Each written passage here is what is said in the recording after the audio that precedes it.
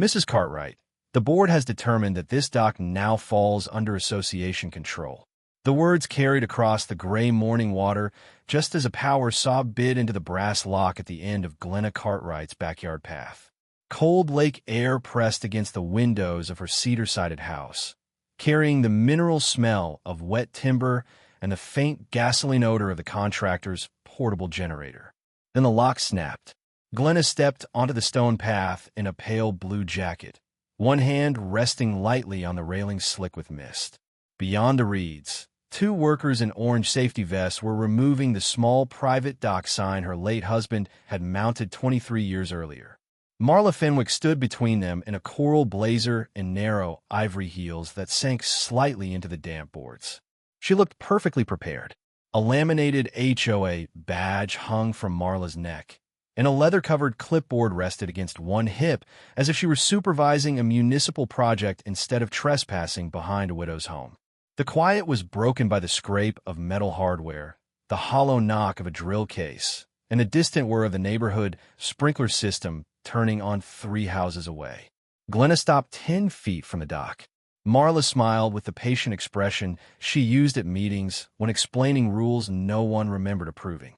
Morrowglass Cove has converted this structure into a shared lake access amenity, she said. The board voted 6-1 to protect community value and provide equal recreational opportunity. Glenna looked past her. A black electronic card reader had already been bolted to a new waist-high gate, and numbered decals marked 4 docking spaces along the weathered planks. A white sign leaned against the toolbox. Morrowglass Community Lake Access Point. It was official-looking. Marla explained that the lake was maintained through association dues, that any structure extending over community water fell under board supervision, and that Glenna's refusal to cooperate had delayed a neighborhood improvement project. She spoke in the polished language of property values, uniform access, liability control, and responsible stewardship. Every phrase sounded borrowed from a management seminar. Glenna said nothing. One worker pulled the last screw from her sign, while the other mounted a compact camera above the gate, its lens facing the path from Glenna's backyard. The smell of cold water mixed with fresh-cut pine where the new post had been drilled. Marla tapped her clipboard. We'll need every key, maintenance record, and access code associated with the dock by 5 this afternoon. Glenna's eyes moved from the camera to the numbered mooring spaces, then to the contractor's truck parked partly across her gravel turnaround. Its tires had left dark tracks in the wet ground. She noticed everything. Which parcel number did the association acquire? Glenna asked. Marla blinked once, then recovered. The board's authority comes from the common use provisions in the governing documents. That wasn't my question. Marla's smile tightened. She said the dock extended into common water, so no separate purchase had been necessary, and warned that continued obstruction could result in enforcement costs. A red violation tag was already hanging from the brass handle of Glenna's front gate. It listed a $146.38 immediate waterfront cooperation penalty, payable through the HOA portal within 10 calendar days. Precise numbers looked more legitimate. Glenna lifted the tag, read every line, and folded it once before placing it in her jacket pocket. She did not touch the workers, block the gate, or raise her voice. Instead, she noted the time on her watch and read the contractor's license number from the truck door. Marla mistook that calm for surrender. By the time Glenna returned to the house, the old lock lay in 2 pieces on the dock. The private sign was face down in the grass, and Marla was posing beside the new community sign for a photograph. Inside, Glenna opened a narrow desk drawer and removed a folder sealed in clear archival plastic. The deed inside was older than the HOA, and Marla had just stepped directly onto it. By 9 o'clock that morning, every homeowner in Morrowglass Cove had received the same polished email from the HOA portal. The subject line read Community Waterfront Expansion, and beneath Marla Fenwick's digital signature sat a glossy photograph of the newly installed gate, carefully cropped so Glenna's backyard would not appear behind it. The message praised the board for transforming an underutilized shoreline structure into a shared amenity that would strengthen property values, encourage neighborly recreation, and reduce unauthorized lake activity. It sounded responsible. Residents were invited to purchase annual access cards for $184.63 per household, with an additional $42.17 seasonal vessel registration fee for each kayak, paddleboard, or small fishing boat. A downloadable schedule divided the dock into 45-minute reservation blocks, and a color-coded rule sheet prohibited private locks, unregistered guests, loose coolers, and personal signage inconsistent with community identity. By noon, 3 families had paid. Glenna watched from her kitchen window as a white HOA golf cart rolled down the cul-de-sac, its electric motor humming beneath the sharp click of dry leaves caught under the tires. A maintenance worker stopped at the dock to test the card reader, while another attached numbered aluminum plates to the mooring posts. The air carried the cold, earthy smell of lake water and the faint sweetness of wood smoke drifting from a chimney across the cove. Everything looked organized. At 12:18, Glenna's phone chimed with a second portal notification. This one requested all maintenance invoices, insurance documents, electrical records, spare keys, and historic access materials associated with the dock by 5 o'clock that afternoon. The message stated that failure to surrender those items could interfere with the association's duty to manage shared waterfront infrastructure. Marla had copied the entire board. Glenna opened the archived deed folder on her dining table, but she did not reply. Outside, 2 compact recreational kayaks, still wrapped in shipping plastic, rested on a metal rack beside the path, while a laminated reservation list hung beneath the new sign. Although the dock remained closed during installation, Marla had already advertised a Saturday sunset launch event with coffee, cider, and a ribbon-cutting ceremony. She was building momentum. At 2:07, Beverly Pike appeared at Glenna's front door, holding a welcome packet and wearing the careful smile of someone delivering another person's decision. She explained that the board believed Glenna would eventually appreciate the change, especially once she saw how orderly the program would be. She also mentioned that refusing to provide access records might be interpreted as obstruction under the association's common amenity rules. Glenna asked whether Beverly had seen the deed. Beverly hesitated. Marla said legal ownership was reviewed. That was enough. At 3:41, a certified letter mailed the previous afternoon arrived in a stiff white envelope with a green return receipt card, proving the board had prepared its first charge before Glenna had even been given a chance to respond. Inside was a notice of initial noncompliance stating that Glenna had failed to support the transition of a waterfront structure into community use. The notice imposed a $72.94 shared access documentation deficiency charge and warned that additional administrative expenses could follow. Glenna placed it beside the red tag from that morning. Then she opened the HOA's online reservation page and watched the available time slots disappear one by one. At 4:36, the first paid user entered through the new gate, scanned a plastic card, and tied a blue kayak to the outer rail. The reader emitted a cheerful electronic beep that carried across the still water. Glenna wrote down the time. At exactly 5, Marla sent a final email stating that Glenna's silence would be treated as a refusal to cooperate. Glenna closed the message, turned toward the deed on her table, and traced the surveyed boundary printed along the submerged parcel beneath the dock. Marla believed she had created a community amenity.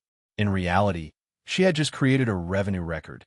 That evening, after the last kayak had been lifted onto the new rack and the card reader had gone silent, Glenna carried the archival folder into the small office at the back of her house. The room smelled faintly of paper, cedar shelves, and the metal dust of an old drafting scale she had not touched in years. Outside, wind moved through the reeds with a dry whisper, while the dock camera blinked red against the dark water. She turned on one lamp.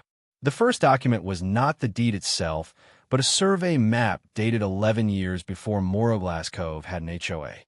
Its faded blue lines showed the shoreline as it had existed before the clubhouse, before the paved walking path, and before Marla Fenwick had ever worn a board badge.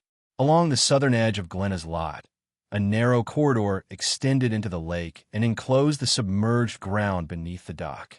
It was separate.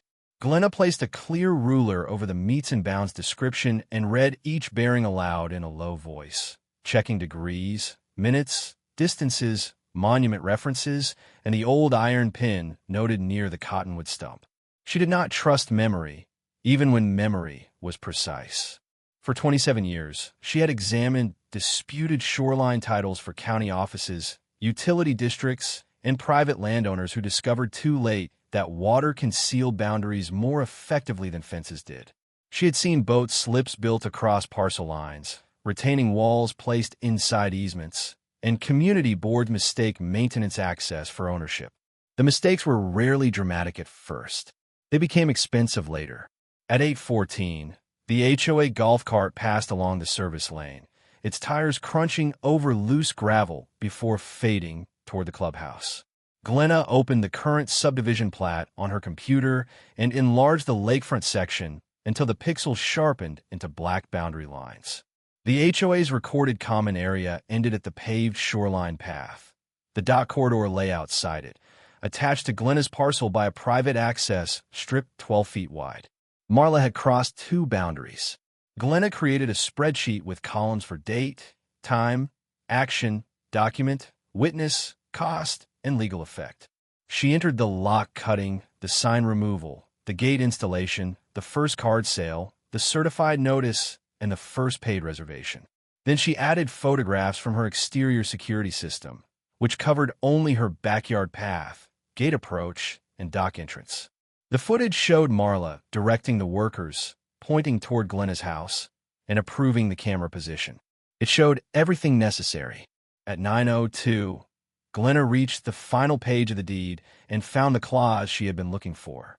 The deed granted Glenna exclusive control of the submerged parcel and expressly barred any association, shoreline maintainer, or successor entity from converting the dock corridor into collective, scheduled, commercial, or fee-based recreation. No board vote, later rule, or community use resolution could override that recorded restriction.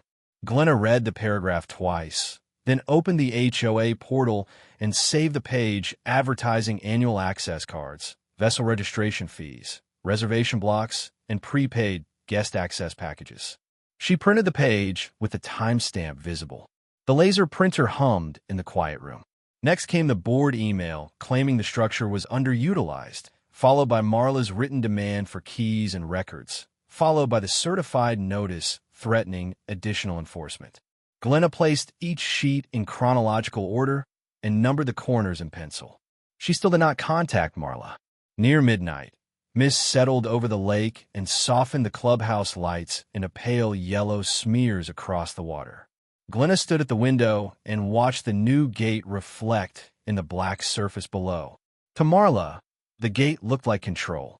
To Glenna, it was already Exhibit 1. The county records office opened at 8. And Glenna was standing beneath its stone awning 3 minutes before the doors unlocked. Rain had darkened the concrete steps, and the air smelled of wet wool, printer toner, and the bitter coffee carried by clerks arriving through the employee entrance. Inside, fluorescent lights hummed above rows of gray filing cabinets, while a document scanner clicked steadily behind the public counter. She came prepared.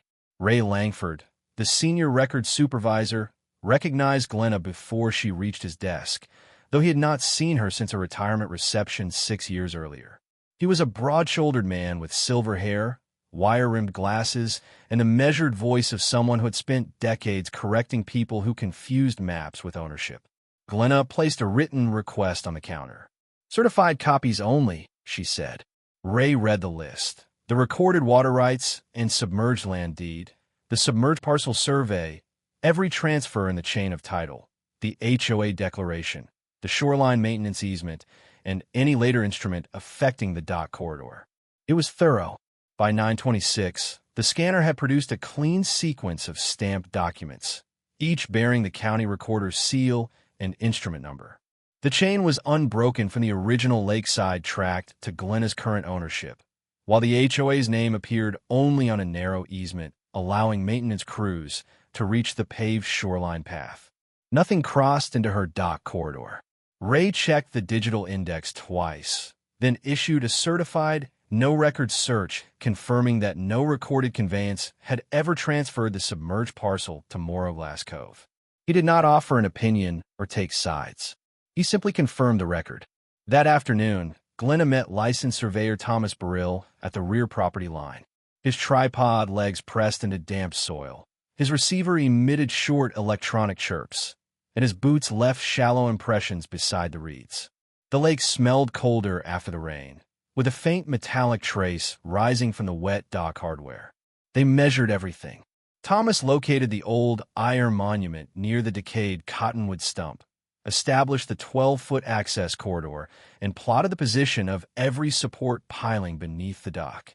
The final result was exact. The gate, camera post, mooring plates, and entire walking surface stood inside Glenna's recorded boundaries. Not one component touched HOA land. Glenna then paid for a limited review by a property rights attorney, who confirmed that the certified deed, title chain, and independent survey supported her position. 2 days later, Glenna sent a formal records request to the management company. She asked for the board resolution, contractor agreement, equipment invoices, legal review, access card ledger, reservation income, insurance approval, and all meeting minutes related to the takeover. Marla answered within 40 minutes. Her email called the request unnecessarily burdensome, but attached a packet intended to demonstrate the board's transparency and confidence. It demonstrated something else.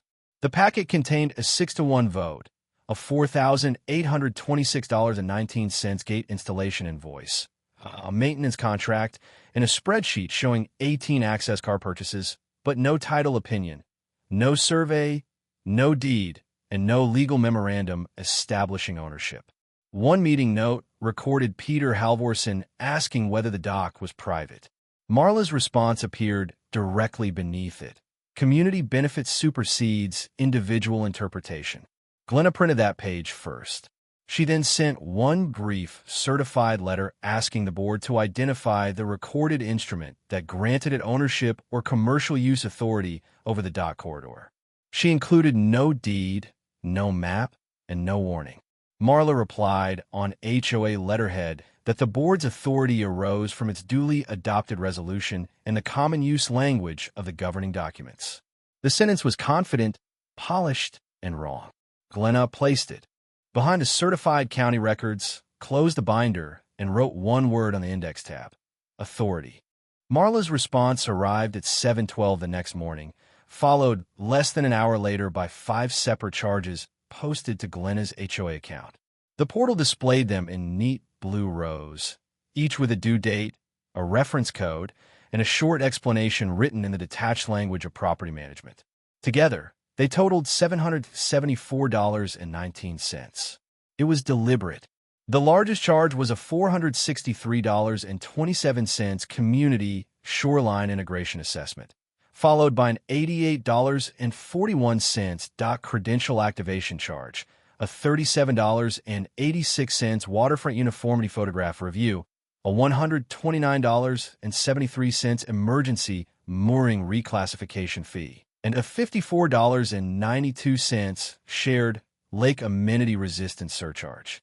Glenna downloaded the statement as a PDF, saved the email headers, and printed the transaction history before the portal could be edited. Outside, a lawn crew's leaf blower whined along the cul-de-sac while dry oak leaves scraped across the pavement in brittle circles. The morning sun warmed the asphalt, releasing the faint, oily smell of tar, and the HOA golf cart paused in front of Glenna's house just long enough for its driver to photograph her mailbox. Pressure had become procedure. At noon, a fluorescent orange notice appeared beneath the windshield wiper of Glenna's car, though the vehicle sat fully inside her own driveway. It warned that members with unresolved waterfront violations could lose access to the clubhouse, pool, walking trail, and HOA-managed package room. A handwritten note at the bottom instructed her to resolve the dock issue immediately. Glenna photographed the notice in place before removing it. At 2:34, Peter Halvorsen emailed a revised ledger, adding an $18.62 late processing fee and 1.5% monthly interest, while warning that continued non-payment could result in collection activity or a lien review. He copied Marla, Beverly Pike, the management company, and the board's general counsel. Glenna replied with 4 sentences. She disputed every charge, requested the exact covenant authorizing each one, demanded preservation of all financial and electronic records, and reserved every civil remedy available to her. Then she stopped. That evening, Marla convened an informal board session at the clubhouse. Through the open windows came the sharp smell of chlorine from the pool and the low mechanical hum of its filtration pumps, while folding chairs scraped across the tile floor. Marla described Glenna's letter as an attempt to intimidate volunteers and insisted that firmness was necessary to prevent other residents from challenging board authority. She sounded certain. Beverly asked whether council had reviewed the deed issue, but Marla redirected the discussion toward community harmony and said ownership questions had already been settled by the 6-1 vote. Peter reported that 18 introductory access cards and 3 vessel registrations had already generated $3,449.85 in dock-related revenue. Marla smiled. The next morning, Glenna received a certified notice of final opportunity to cure. It demanded payment within 15 days, surrender of all dock-related keys and records, and written acknowledgement that the structure was subject to HOA control. Failure to comply, the letter said, could justify a lien evaluation and recovery of future expansion costs. Glenna placed it in the binder behind Marla's earlier statement about board authority. Then she added Peter's revenue figure to her spreadsheet, highlighted it once, and closed the file. Each new charge looked like pressure on Glenna, but on paper it became another entry in Marla's own liability file. The ribbon cutting began at 6:30 on Saturday evening, just as the setting sun turned the lake copper and stretched the shadows of the new gate across Glenna's backyard path. Folding tables stood beside the shoreline with paper cups of cider, supermarket cookies, and a white sheet cake decorated with blue frosting waves. A portable speaker played soft instrumental music, while the HOA golf cart made slow trips between the clubhouse and the dock, its tires crunching over gravel and dry pine needles. Marla had planned every detail. She arrived in a cream blazer, narrow navy heels, and a gold HOA badge pinned high on her lapel, carrying oversized ceremonial scissors in one hand and her leather clipboard in the other. Behind her, the new community sign had been polished until it reflected the orange sky. 27 residents gathered near the water, some holding access cards on blue lanyards. The lake smelled of damp reeds, cedar planks, and hot apple cider. Glenna stood near the back. Marla welcomed everyone and described the dock conversion as a model of responsible shared resource management. She praised the board for overcoming delays, expanding recreational opportunity, and refusing to let individual resistance interfere with neighborhood progress. No one mentioned ownership. When the ribbon fell, residents applauded, the card reader chirped repeatedly, and Peter Halvorsen handed out seasonal guest access forms from a plastic file box. Annual cards now cost $219.84, while each registered vessel required a $47.29 seasonal watercraft coordination fee. Marla had raised the price.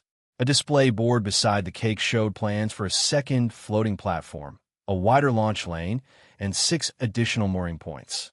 The board had already approved a 3-year maintenance agreement worth $18,642.57 and scheduled construction bids for the expansion. Beverly Pike studied the rendering with a worried expression, but Marla moved from group to group, accepting compliments as though the project were complete. Confidence filled the dock. Glenna waited until the crowd thinned and approached the registration table. Peter was adding receipts on a tablet, while a small portable printer clicked out narrow paper confirmations. Marla noticed Glenna and turned toward her with a bright public smile. "I hope this helps you understand what the community wanted," she said. Glenna looked at the receipt roll, the card envelopes, and the ledger open on Peter's screen. "Are all payments being recorded as association revenue?" she asked. Marla glanced at Peter, then back at Glenna. "Of course. Every dollar is properly documented, including the card fees and vessel registrations. Every dollar." Glenna nodded once. "That was the last piece. On Monday morning, Peter circulated the preliminary waterfront report to the board and management company. Because the report fell within Glenna's pending records request and documented charges assessed against her account, the management company uploaded a copy to her owner portal. The document showed 18 introductory access cards at $184.63, 13 later access cards at $219.84, 3 introductory vessel registrations at $42.17, 16 later registrations at $47.29, and 2 prepaid guest access packages at $184.63 each, for gross dock-related revenue of $7,433.67. It also listed the maintenance contract and proposed expansion deposit. Glenna printed the report. Then she placed it behind the deed clause prohibiting collective, scheduled, fee-based use, and added a yellow tab labeled Commercial Activity.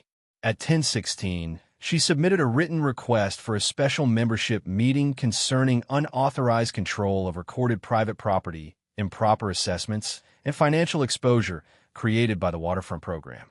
Within the hour, the management company confirmed that Glenna's request satisfied the bylaws, and Marla authorized the meeting without objection. She believed a public confrontation would allow her to silence Glenna permanently, authorize the expansion, and begin the lien process with the full community watching. Glenna requested only a document projector and 20 minutes on the agenda. Marla granted both. The meeting was set for Thursday night. By 7 o'clock Thursday night, every folding chair in the Morrowglass Cove clubhouse was occupied, and late arrivals stood along the paneled walls beneath framed photographs of the lake. Rain tapped against the windows, the pool pumps throbbed beyond the glass doors, and damp coats filled the room with the smell of wool, wet pavement, and faint chlorine.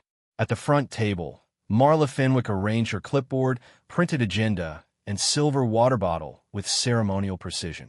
She looked untouchable. Peter Halvorsen sat beside her with the financial ledger open on a laptop, while Beverly Pike kept glancing toward the thick binder resting on Glenna's lap. The association's civil counsel occupied a chair near the projector, while a claims representative from the HOA's liability carrier joined by video conference after the board tendered Glenna's preservation demand as a potential claim.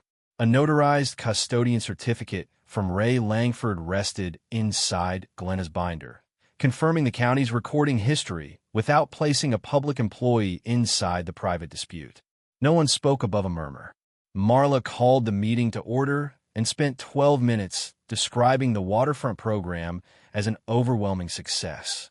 She cited 31 access cards, increased resident participation, improved shoreline supervision, and projected gains in neighborhood desirability.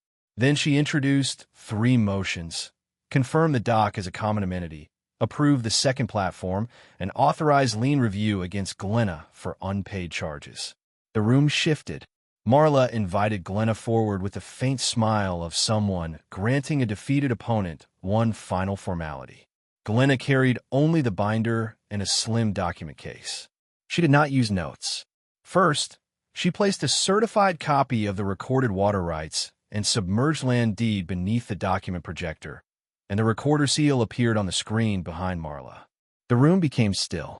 Despite its abbreviated title in the HOA correspondence, the instrument conveyed the submerged parcel and Glenna's exclusive dock access rights, not merely permission to use the lake water. Glenna identified the instrument number, recording date, and legal description of the submerged parcel, then displayed the survey showing the 12-foot access corridor and every dock piling within its boundaries. Thomas Brill's measurements were overlaid in red, while the HOA's common property ended at the shoreline path. Not one board member interrupted. Next came Ray's certification that no deed, assignment, easement, or later instrument had transferred ownership to the association. Glenna then displayed Marla's written statement declaring that board authority came from its own resolution. The attorney leaned forward. That was the fracture. Marla said the governing documents allowed the board to regulate common water access, but Glenna turned to the final page of the deed and enlarged one paragraph. It granted Glenna exclusive control of the corridor and expressly prohibited any association or shoreline maintainer from converting it into collective, scheduled, commercial, or fee-based use. Glenna displayed the portal advertisement, the card prices, the vessel registration charges, the reservation schedule, and the $7,433.67 gross revenue report. Each item carried a timestamp. Peter lowered his eyes. The association's attorney asked for a 5-minute recess, read the deed twice, and use the county recorder's public verification line to confirm the instrument number and recording status. The verification established that the deed predated the HOA and remained active. The insurance representative asked whether council had approved the takeover before installation. No one answered. Marla tried to regain control, insisting that a majority vote reflected the will of the community. The attorney turned toward her and spoke carefully. A board vote cannot create title to privately recorded property. The sentence landed harder than any accusation. Beverly immediately moved to suspend the lien review and halt the expansion contract. Peter seconded it.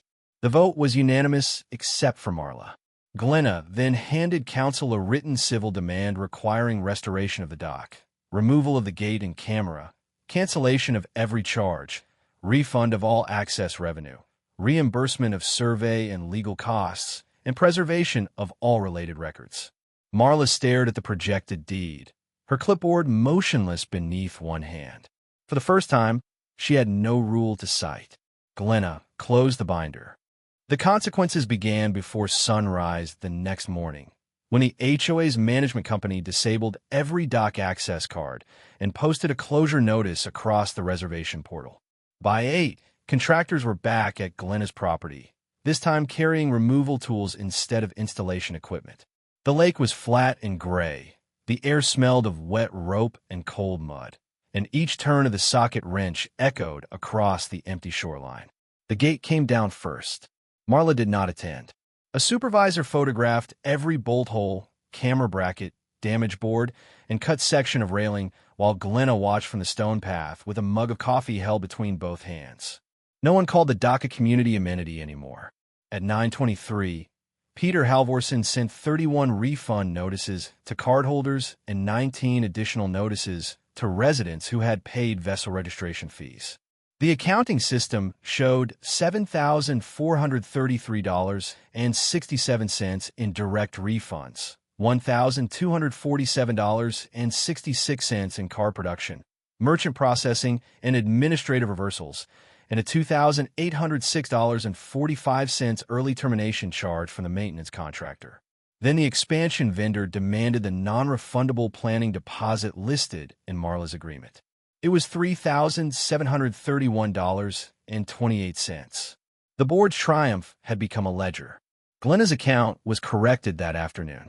The full $993.51 in unauthorized penalties disappeared, along with the $18.62 late processing fee, all accrued interest, and the pending lien review notation. A formal letter stated that the assessments had been entered without sufficient authority and would not be reported as delinquent. It did not contain an apology. Glenna filed it anyway. At the clubhouse, the atmosphere changed faster than the weather. Residents who had applauded at the ribbon cutting arrived, carrying refund statements, unanswered emails, and questions about why association money had been spent on property the board did not own. Folding chairs scraped against the tile. The pool filters hummed beyond the doors, and the room carried the stale smell of coffee left too long on a warming plate. Marla entered late. She wore a burgundy blazer and carried the same leather clipboard, but no one moved aside for her. Beverly Pike called the emergency session to order and read the liability carrier's written conditions for continued coverage. The HOA had to suspend Marla's waterfront authority, adopt a title verification policy, preserve all records, and resolve Glenna's civil demand without further unauthorized action. Peter then disclosed the total projected exposure. Refunds, contract losses, dock restoration, survey reimbursement, document costs, and legal review could reach $28,983.20. The room went silent. Marla argued that the board had acted for community benefit and that any errors were procedural, but Peter opened the minutes showing he had asked whether the dock was private before the vote. Beverly displayed Marla's answer on the clubhouse screen. Community benefit supersedes individual interpretation. No one defended it. The membership adopted a 28-3 no-confidence resolution, and the remaining directors immediately voted to remove Marla as president under the bylaws. A second motion stripped her of committee authority immediately. Council announced that the parties had reached terms in principle requiring the HOA to restore the dock, reimburse Glenna's survey and legal expenses, refund all users, and pay $4,982.64 for loss of use and unreimbursed incidental damage. After council warned that her continued service could jeopardize both insurance cooperation and final settlement approval, Marla signed a resignation letter effective upon execution of the final agreement. She never looked at Glenna. When the meeting ended, residents gathered around Beverly and Peter while Marla remained alone at the front table, stacking papers that no longer carried authority. Her clipboard was still polished. Her kingdom was gone. 3 weeks later, a countersigned final settlement arrived by certified mail, bearing Glenna's signature, Beverly Pike's signature as interim HOA president, and the association council's written approval. The document did more than return Glenna's dock. It acknowledged and stipulated that the recorded water rights and submerged land deed controlled the submerged parcel, the access corridor, the dock structure, and every use connected to them. Because the deed controlled the property, every HOA action built on the opposite assumption lacked an enforceable foundation. The board resolution claiming community control was rescinded, the expansion vote was voided, the maintenance agreement was terminated, the access card program was canceled, the reservation schedule was deleted, and every waterfront charge against Glenna was erased from the permanent ledger. The threatened lien had no lawful foundation. The HOA also acknowledged that its shoreline easement stopped at the paved walking path and granted no ownership, commercial authority, or recreational access beyond that boundary. Every future board member would receive the corrected parcel map during orientation. The settlement converted Glenna's meeting room victory into a binding acknowledgement that no future board could reverse through an ordinary vote or an internal rule change. On a cool Monday morning, a restoration crew replaced the boards damaged by the gate installation, filled the camera post holes, repaired the cut railing, and installed a new brass lock chosen by Glenna. The drill motors buzzed against the quiet lake. Sawdust gathered in pale curls along the planks, and the cold smell of water mixed with fresh cedar. When the work was finished, the crew returned her original private dock sign, cleaned and sealed against the weather. Glenna mounted a smaller plaque beneath it. Private water access, deed controlled. The neighborhood changed as well. Under the settlement, Morrowglass Cove adopted a recorded property verification policy requiring a title review before any board vote affecting docks, shoreline corridors, easements, retaining walls, or private access routes. No special assessment or owner charge could be imposed without board authorization, a cited covenant provision, and a recorded vote, while disputed charges could not advance toward lien review until an independent hearing occurred. Residents gained the right to inspect supporting documents before major votes. Authority now required evidence. Beverly Pike, now serving as interim president, invited Glenna to join the board, but Glenna declined. She had no interest in replacing one ruler with another, and she did not want her expertise turned into a permanent neighborhood office. Instead, she prepared a plain language guide explaining parcel numbers, easements, recorded instruments, and the difference between regulating conduct and owning property. Copies were placed in the clubhouse library for every resident. Quiet knowledge became the legacy. Marla moved through the neighborhood differently after her resignation. She no longer rode in the HOA golf cart, no longer wore the oversized badge, and no longer stopped contractors to issue instructions. People remained civil, but the automatic deference was gone. Her authority had vanished the moment the record was examined. One Saturday at dawn, Glenna carried her coffee down the repaired path and unlocked the dock for the first time since the takeover. Mist drifted low across the lake, A heron lifted from the reeds, and water tapped softly beneath the restored planks. Behind her, the electronic gate, surveillance camera, numbered mooring plates, and community sign were all gone. Nothing remained of Marla's project except the countersigned settlement, the certified county records in Glenna's office, and a new set of rules protecting every homeowner in Morrowglass Cove.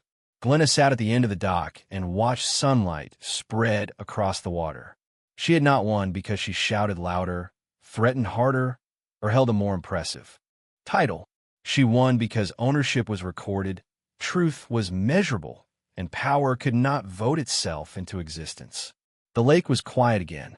This story is a fictional narrative created for entertainment, reflection, and educational purposes. Any resemblance to real people, places, or events is purely coincidental.